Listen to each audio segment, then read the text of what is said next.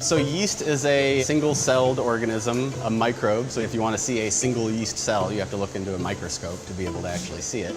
The ale yeast that people use to make beer and to make bread is called Saccharomyces cerevisiae. And I think one of the interesting things about it that maybe a layman wouldn't know is that it is a eukaryote. Humans are eukaryotes. So we're, somewhat related to yeast. And you can take a human version of a cell and put it in a yeast cell, and it'll perform the same functions. So yeast are actually more closely related to humans than they are to bacteria, even though they're both single-celled organisms. They are everywhere in nature. I mean, it's hard not to find yeast. It's a little harder to find yeast that are good at making beer.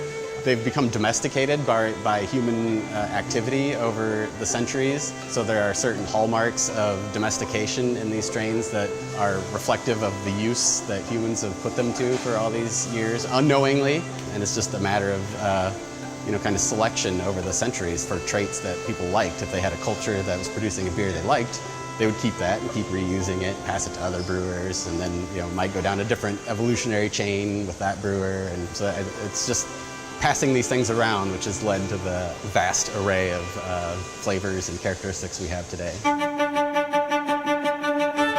To start out, we made sure we had all the well-known strains that we knew lots of brewers like to use, but we've also made it our mission to find new tools, new strains out there from various sources. We've got a large collection of strains from Norway. We have this connection with a Lithuanian brewer that gives us these unique strains and allows us to give more tools to brewers that are opening up, new styles and possibilities. We really see ourselves as partners. So, logistics, that sort of thing, production, how can we help them in the yeast world? So for instance, we're getting well known for finding strains from all over the world that can do really unique and unusual things, and not only create wonderful tastes and things like that, but we have strains that can ferment faster so they can make more beer quickly. We have all kinds of strains that really help them do and execute all kinds of different things they're looking to do in their brewery. So the part of the business I especially love is being able to go in and really be partners and really say, hey, these 3 things we can help you do, and we can help you right now.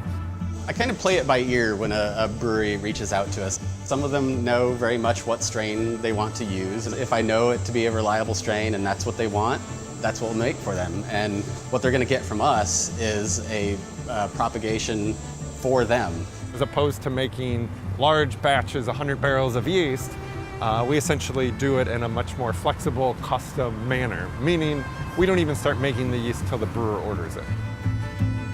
We start that propagation when they order it, and a week later send it to them. It is as fresh as it can possibly be.